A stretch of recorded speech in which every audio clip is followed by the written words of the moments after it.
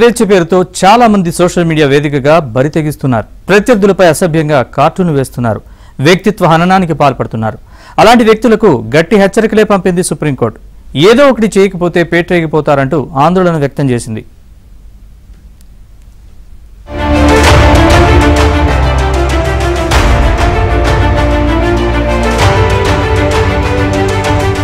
Social మీడియాలో అసభ్యకర పోస్టులు, వ్యక్తిత్వ హననం చేస్తూ రాతలు రాస్తూ చాలామంది సైకోలు చెలరేగిపోతున్నారు. మీడియా ముసుగేసుకున్న కొందరు రాజకీయ సైకోలు సైతం పేట్రేగిపోతున్నారు.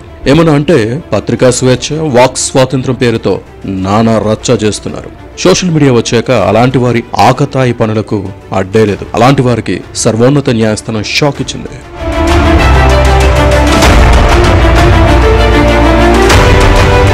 భావ ప్రకటన, వ్యక్తీకరణ స్వేచ్ఛ విలువను పౌరులు తెలుసుకోవాలని, మాట్లాడేటప్పుడు స్వీయ నియంత్రణను పాటించాలని సుప్రీంకోర్టు సూచించింది.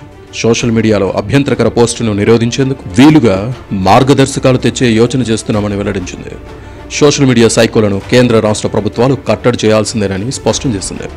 రాజకీయ పార్టీలే కాదు, కొన్ని వ్యాపార సంస్థలు, వ్యక్తులు కూడా సోషల్ మీడియా టీములను ఏర్పాటు చేసుకుని అవతలి వ్యక్తిపై కావాలనే దుష్ప్రచారం చేస్తున్నాయి.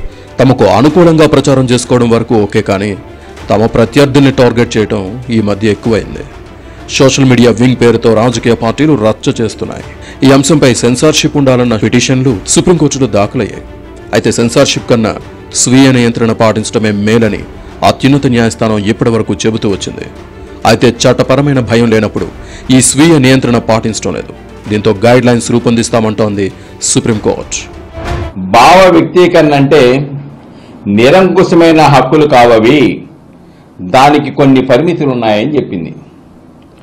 ఒకవేళ కనుక పరిమితులు దాటి వ్యవహరిస్తే చట్టం తన పని తాను చేసుకెళ్తుంది, ఉపేక్షించదు.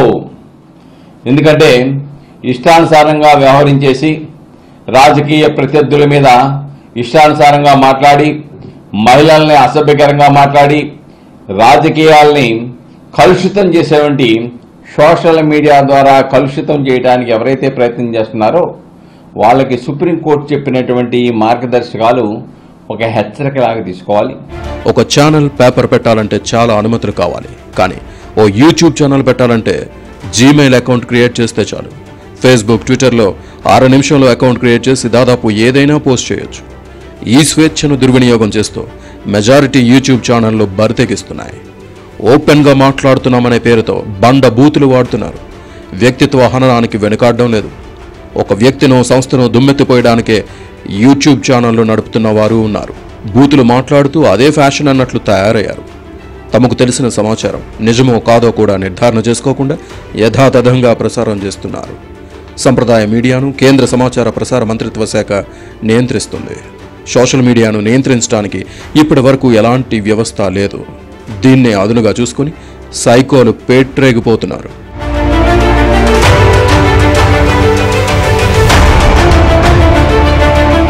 సోషల్ మీడియాలో అసభ్యకర కామెంట్లు వస్తున్నాయి.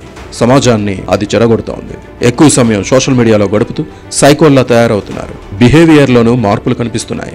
సోషల్ మీడియాలో ఎంటర్టైన్మెంట్తో పాటు ఇతర విషయాలు కూడా ఉంటాయి.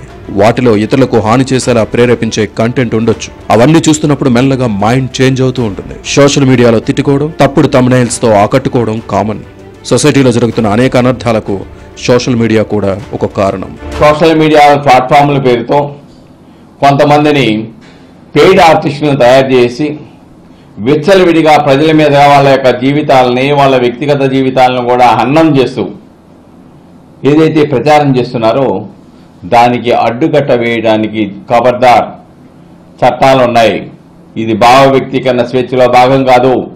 మీరు అలా అంటే అదేమి నిరంకుశమైన విధానం కాదు, జాగ్రత్త అని చెప్పేసి సుప్రీంకోర్టు చెప్పింది. సోషల్ మీడియా నిర్వాహకులకే కాదు, ప్లాట్ఫామ్ కూడా ఇది హెచ్చరికగా ఈ రోజున సుప్రీంకోర్టు ఆ తీర్పు ద్వారా చాలా స్పష్టంగా చెప్పింది. సోషల్ మీడియాలో కొందరు యూట్యూబర్లు, స్టాండప్ కమెడియన్లు, కళాకారులు ఇష్టానుసారం అభ్యంతరకర పోస్టులు చేస్తున్నారని సుప్రీంకోర్టు ఆగ్రహం వ్యక్తం చేసింది. అలాంటి పోస్టుల కట్టడికి తప్పనిసరిగా చర్యలు తీసుకోవాల్సిన అవసరం ఉందని పేర్కొంది. సోషల్ మీడియాలో ఏం చేసినా, ఏం చెప్పినా చెల్లిపోతుందనే ధోరణి పలువురిలో కనిపిస్తోందని ఆందోళన వ్యక్తం చేసింది. ఇటువంటి ఘటనలు తరచుగా చోటు చేసుకుంటున్నాయని మండిపడింది. ప్రధాని నరేంద్ర మోదీ ఆర్ఎస్ఎస్పై వేసిన కార్టూన్ అభ్యంతరకరంగా ఉండడంతో తనపై నమోదైన కేసులో అరెస్ట్ నుంచి రక్షణ కల్పించాలని కార్టూనిస్ట్ హేమంత్ మాలవీయ వేసిన పిటిషన్పై విచారణ సమయంలో సర్వోన్నత న్యాయస్థానం ఈ వ్యాఖ్యలు చేసింది. భావ ప్రకటన స్వేచ్ఛను దుర్వినియోగం చేయొద్దని హెచ్చరిస్తూ కార్టూనిస్ట్ హేమంత్ మాలవీయకు అరెస్ట్ నుంచి సుప్రీంకోర్టు రక్షణ కల్పించింది. అయితే ఇదే విధంగా సోషల్ మీడియాలో అభ్యంతరకరమైన పోస్టులను షేర్ చేస్తే చట్ట ప్రకారం అతడిపై చర్యలు తీసుకునే అధికారం రాష్ట్రానికి ఉందని హెచ్చరించింది. ప్రధాని నరేంద్ర మోదీ ఆర్ఎస్ఎస్పై వేసిన కార్టూన్ అభ్యంతరకరంగా ఉండడంతో కార్టూనిస్ట్ హేమంత్ మాలవీయపై న్యాయవాది ఆర్ఎస్ఎస్ కార్యకర్త వినయ్ జోషి ఫిర్యాదు చేయడంతో కేసు నమోదైంది. మాలవీయ సోషల్ మీడియాలో అభ్యంతరకరమైన విషయాలను అప్లోడ్ చేయడం ద్వారా హిందువుల మతపరమైన మనోభావాలను దెబ్బతీశారని జోషి ఆరోపించారు. ఈ కేసులో అరెస్ట్ నుంచి రక్షణ కల్పించాలని కోరుతూ హేమంత్ మాలవీయ మధ్యప్రదేశ్ హైకోర్టులో ముందస్తు బెయిల్ పిటిషన్ వేయగా న్యాయస్థానం దాన్ని తోసిపుచ్చడంతో ఆయన సుప్రీంను ఆశ్రయించారు.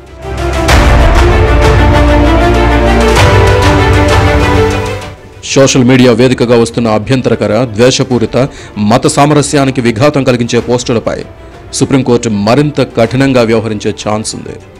ముఖ్యంగా పిల్లలు, యువత కంప్యూటర్లు, స్మార్ట్ ఫోన్ల వలలో సోషల్ మీడియాలో ఇరుక్కొని జీవితాలు నాశనం చేసుకుంటున్నారు.